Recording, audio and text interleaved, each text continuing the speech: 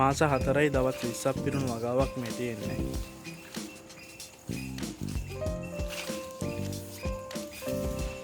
මේ වගාවෙන් මම දැනට කිලෝ 42ක් මාකට් එකට දාලා තියෙනවා. අවුරුදු මාසේ වැස්සත් එක්ක ගස්වල මල් හැලිච්ච නිසා අස්වැන්න ටිකක් අඩු වුණා.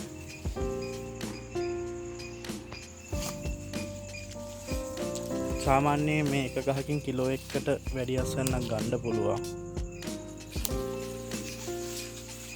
ඕපන් ඒරියා එක වගා කරලා තියෙන්නේ.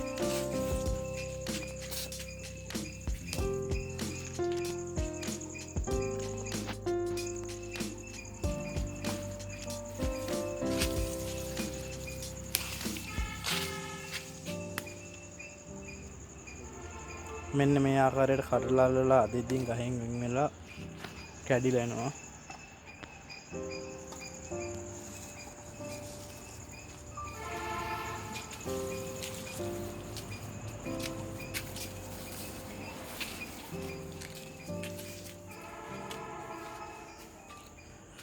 දාසේ බෑග් වල තමයි වගා කරලා තියෙන්නේ. පැල හදාගත්ත දවසේ ඉඳන් මේ වෙනකම් වීඩියෝ මම ඔයාලට දාලා තියෙනවා.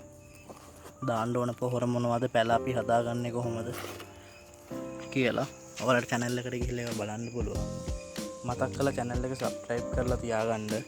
එහා පැත්තේ තියෙන bell icon එක click කරන් අපි වීඩියෝ එකක් දාපු ගමන් ඔයාලා වෙත එන්න.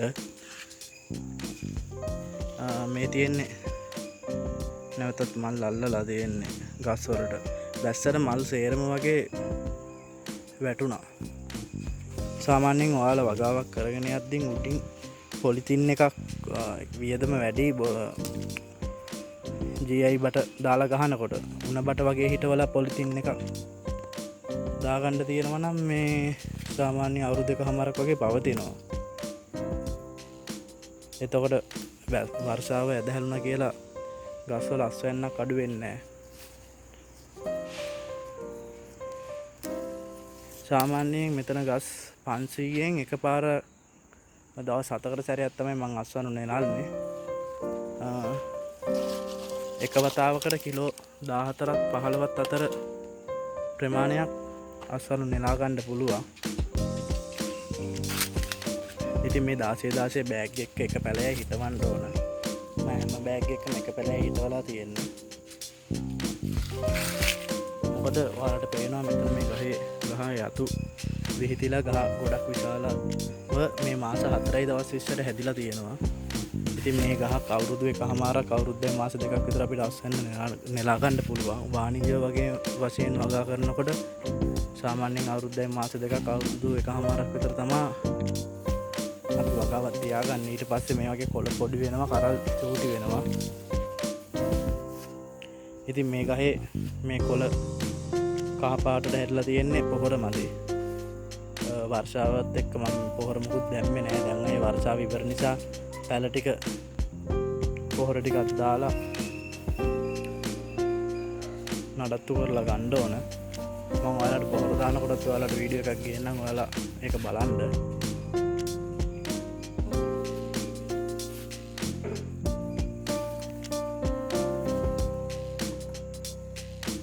ඉතින් මේ ආකාරයට කරලින් අල්ලලා ඔයාලට පේනවා මේ මෙතනින් තමයි කරල ගහට සවි වෙලා තියෙන්නේ. මෙන්න මෙහෙම අඳිනකොට නැට්ටත් එක්කම කැඩිලා කරල එනවා. මේ අද නෙලාගත්තු අස්වැන්න මේක දවස් 7ක් හිටියේ නෑ. මම දවස් 4න් විතර මේ කඩන්නේ. සාමාන්‍යයෙන් මාකට් එකේ මේ දවස්වල 1600ට ස්කොට් බොනට් අලවි වෙනවා.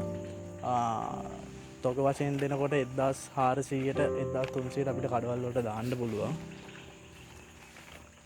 මෙතන ගස් 500ක් තියෙනවා. ගස් 500න් මම මේ වෙනකොට 6 පාරක් අස්වැන්න නෙල්ලලා තියෙනවා.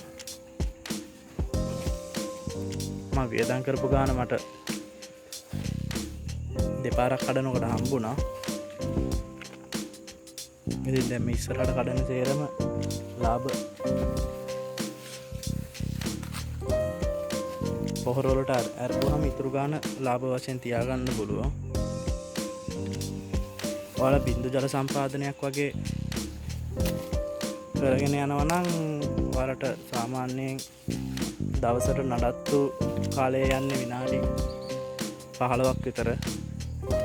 මේකට අතින් වතුර දාන හින්දා පැය එකමාරක් විතර යනවා පොට් 500ට වතුර දාන්න.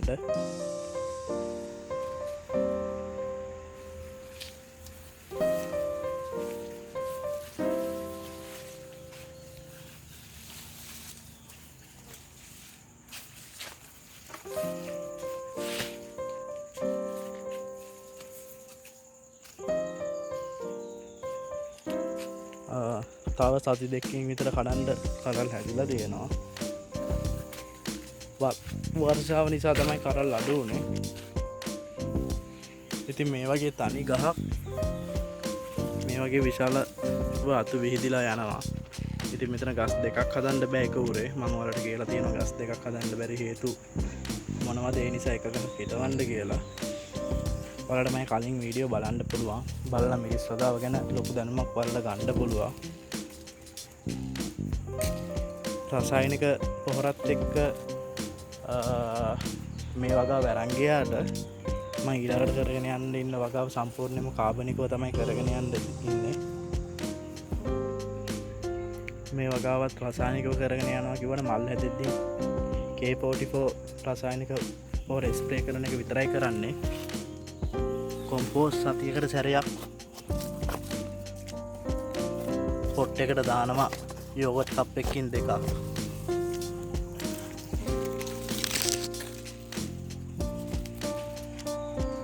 ඉතින් ඔයාලටත් මේ වගේ වගාවක් නිවසේ සිටිනවා නම් කරගෙන සතියකට සැරයක් රුපියල් 500කින් රුපියල්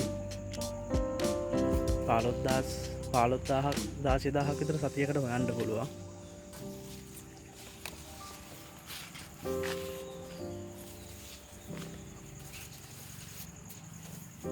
එන අදට මම වීඩියෝ එක නවත්තනවා. මතක් කරලා channel එක subscribe කරලා තියාගන්න. එහා පැත්තේ තියෙන bell icon එක click කරන්න. නැවතත් වීඩියෝ එකකින් ළඟදීම හම්බෙමු.